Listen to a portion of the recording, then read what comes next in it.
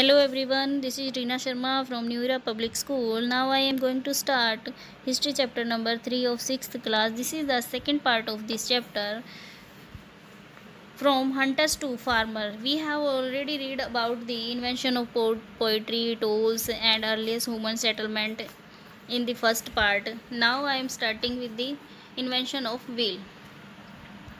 Neolithic man's intelligence led him to invent the wheel, a round trunk of a felled tree might have given him the ideas.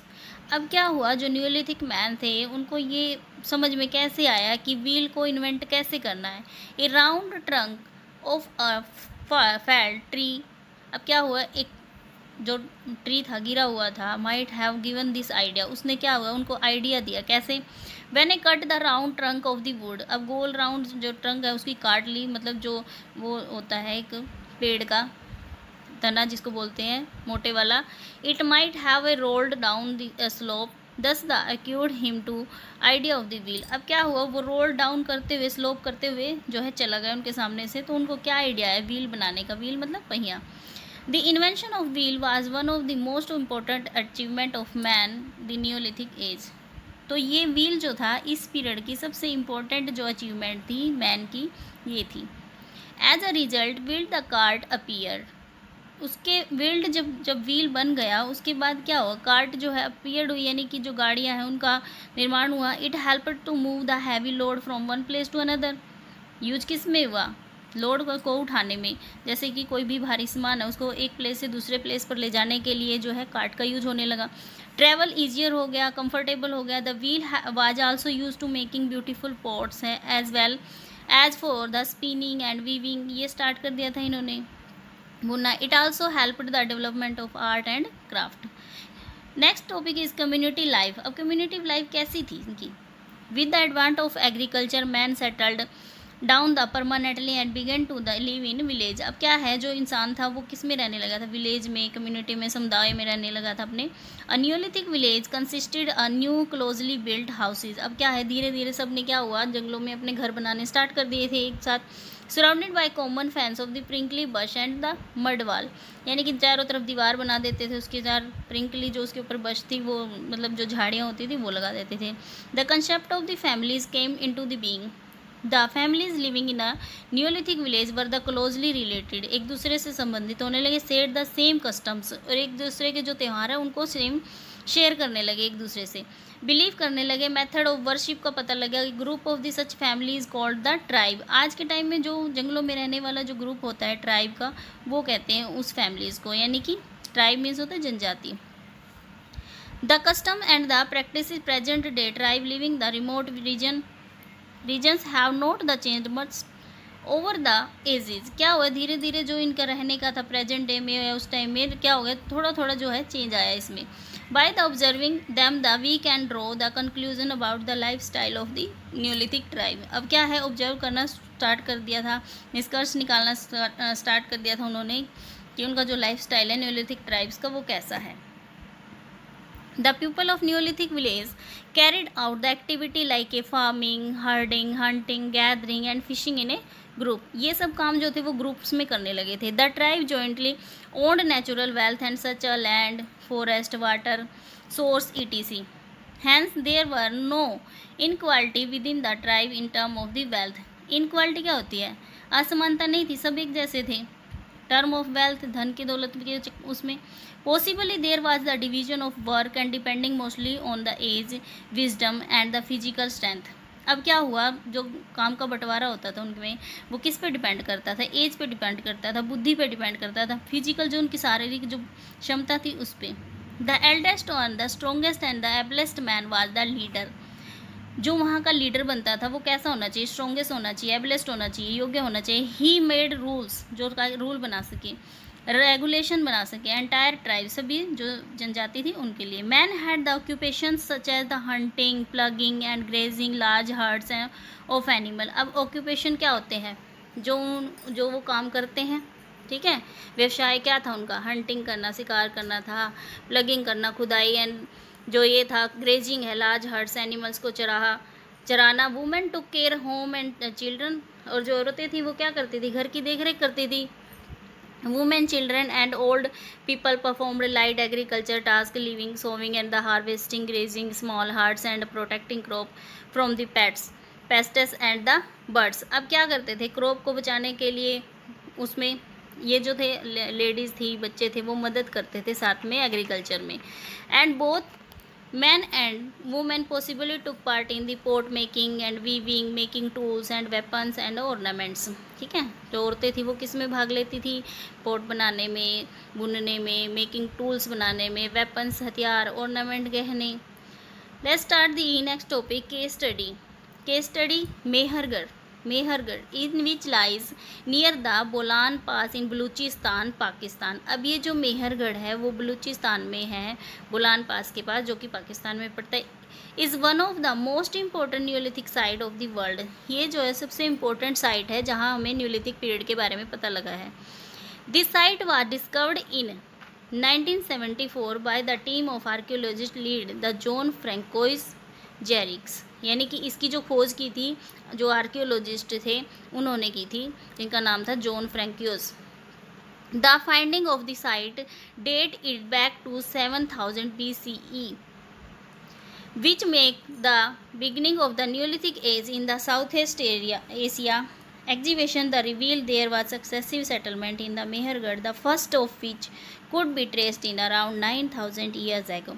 यानी क्या है कि जो ये देखा गया है यहाँ पर जो सेटलमेंट है मेहरगढ़ में लोगों के रहने की पुराने टाइम के, जो फर्स्ट कब देखी गई थी? 9000 years ago.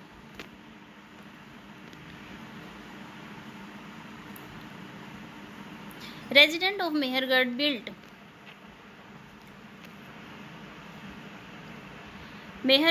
that rectangle mud ricks and the houses. They also built the granary to store their grains along with the storing them to pots, marked different from the other societies such as use the pot of store grain. अब क्या है, जो मेहरगढ़ के लोग थे वो rectangular mud brick से house बनाते, रेक्टेंगुलर शेप देते थे. They also built the granaries to store their grains. क्या करते थे? अपनी ग्रेन जो होती थी, उनके खाने पीने की जो चीज़ें थी, उसको क्या करते? पोर्ट्स में जो है स्टोर करके रखते थे. Mark different from the other society which use the port to store gain.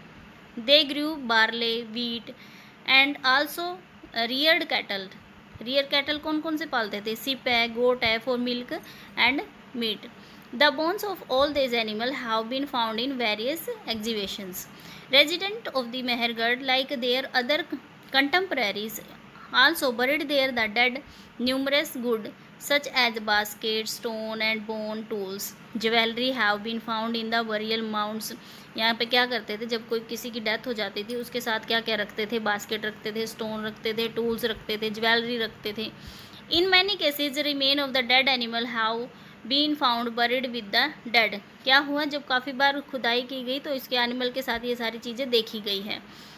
In indicated that the believed afterlife. क्या पहले ही जो है उसकी आने वाली जो लाइफ होती थी उसके बारे में सोचते थे और उसके साथ दफना देते थे. Ornament of seashell generally from the faraway shores, limestone, turquoise and the lapis lazuli from the Afghanistan. ये जो जगह है ये कहाँ है? अफगानिस्तान में. Not only talk about there the artistic skill but are also the evidence for a long distance trade.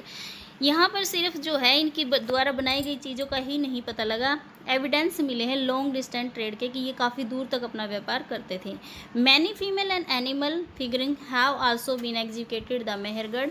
Life thrived the Mehrgarh is a various stages of civilization till 2500 BC, around when the resident of the city moved from prosperous fertile नसरो.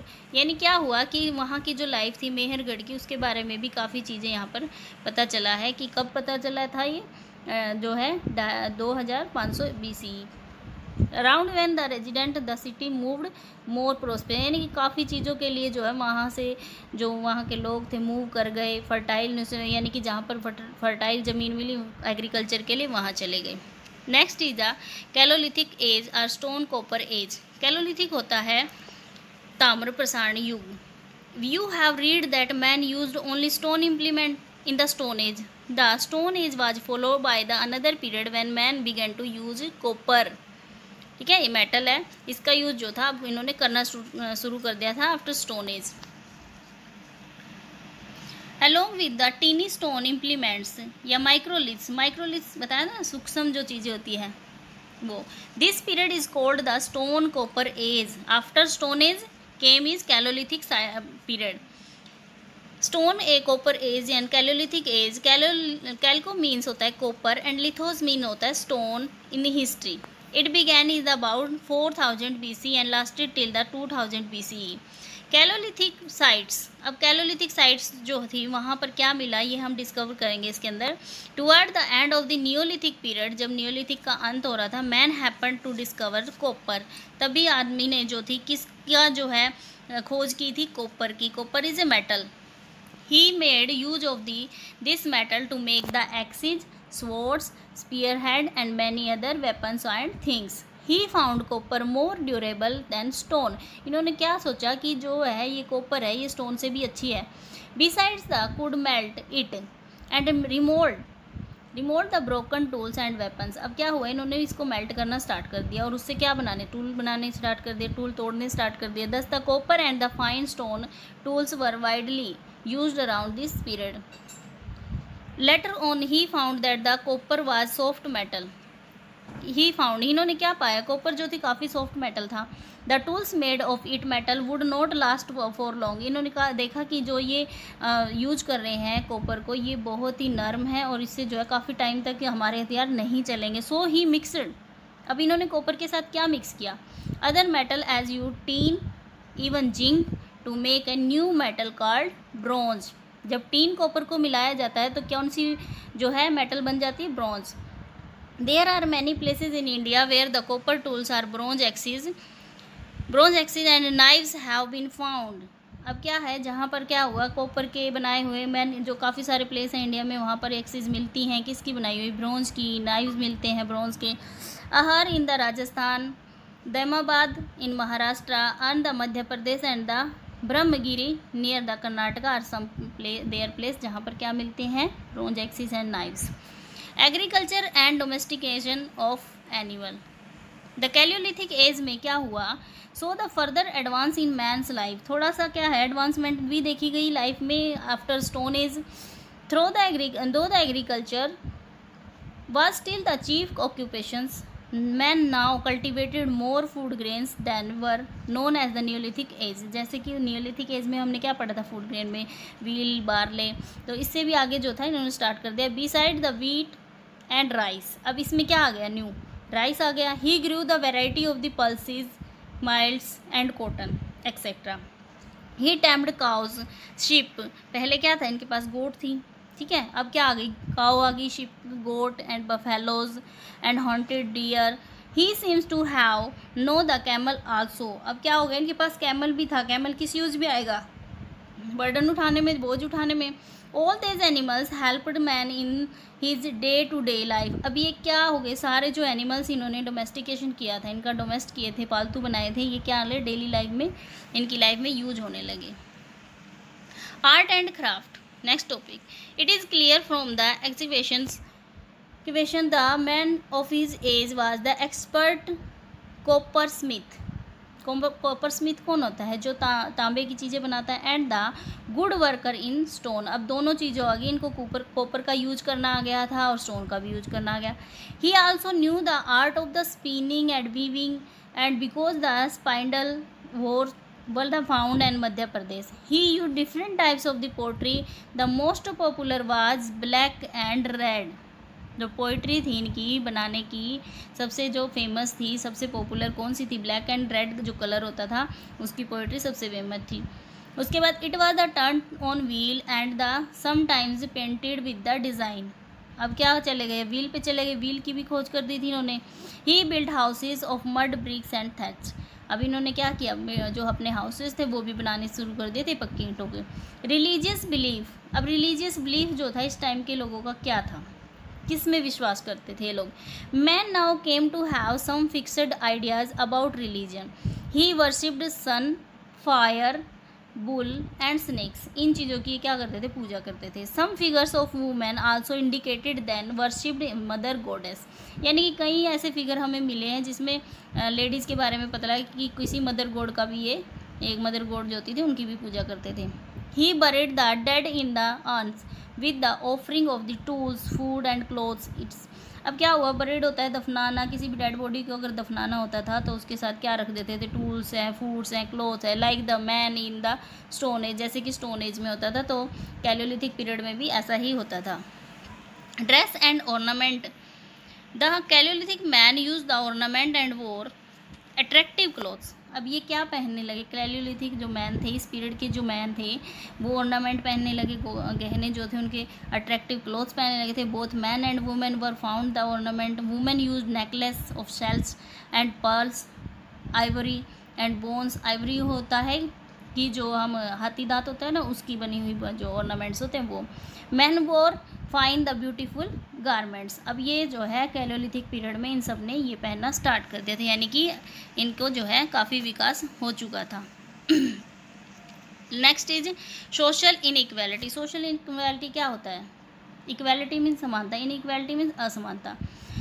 अब there were rich and poor people in society. दो तरह के लोग तो होते हैं, सबको पता है, कुछ पुअर होंगे कुछ रिच होंगे। This is known from the Graves of the children. अब ये चीज़ें जो है बच्चों में भी आती हैं। While the children of the rich were buried along with copper bead necklace and around their necks, poor children had only the earthen pot in their graves. अब ग्रेव्स क्या होता है, कब्रें होती है। जैसे कि जब दफनाया जाता था, अमीर लोगों के जो बच्चे होते थे उनको दफनाने में क्या करते थे, वो जो कॉपर के जो नेकलेस होते हैं वो पहन कर उनको दफनाया जाता था। और पुअर चिल्ड्रन के पास क्या रखते थे, पोट रखते थे। The chalcolithic culture had mainly rural background. Man of this age led his life more comfortably, but he did not know the art of writing. He learnt this art when he built cities to live in. It was the beginning of the Bronze Age civilization, which you will study in the next chapter. Okay, जो bronze age civilisation उसके बारे में आप next chapter में पढ़ोगे। ये कि बस राइटिंग के बारे में नहीं जानते थे, बस इन्होंने क्या सीखा था, बस ये जो बनाना था, पोट्री थी और क्लोथिंग, वीविंग और spinning. Next case study, Darjeeling Hading. अब दार्जिलिंग हेडिंग क्या है, Darjeeling Hading is located in the hills near the Brahmaputra valley. अभी किसके निकट लोकेटेड है, ब्रह्मपुत्र वैली के। It is close to the route that lead the China and Myanmar. ये किससे जुड़ी हुई है, चाइना और म्यांमार जाने वाला जो रास्ता है, रूट है वहाँ पर। The scholar here have found the stone tools including mortals and pestles. Mortal pestle क्या होते हैं, वहाँ पर जो है इनको कई तरह की ऐसी चीज़ें मिली हैं जो मूसल होते हैं, मोटर होती हैं, मोटर गाड़ियाँ जिसमें यूज होता है, मूसल्स होते हैं। It shows that the people who inhabited this area probably use the grain दिखा इनको, prepare food from it and other finds include the jadeite a stone that may have been brought from the China. एक स्टोन मिला है China से जो कि लेकर आए थे। Tools made of the fossil wood. Fossil wood होते हैं जीवांश, जो लकड़ी होती है जीवांशम, उससे बने हुए। Ancient would that the harden and into stone, यानी कि हार्ड जो लकड़ी होती थी उसको स्टोन के साथ मिला दिया जाता है। जीवांशम की जो वो होती है, हड्डियाँ होती थी, उसके साथ मिला के बनाए गए थे। And pottery are also common finds, यानी कि यहाँ पर क्या मिली इनको, पोएट्री भी मिली। कहाँ पर, दार्जिलिंग हेडिंग में। Okay student, we have completed this chapter today. Please keep learning, like, share and subscribe my channel. Thank you.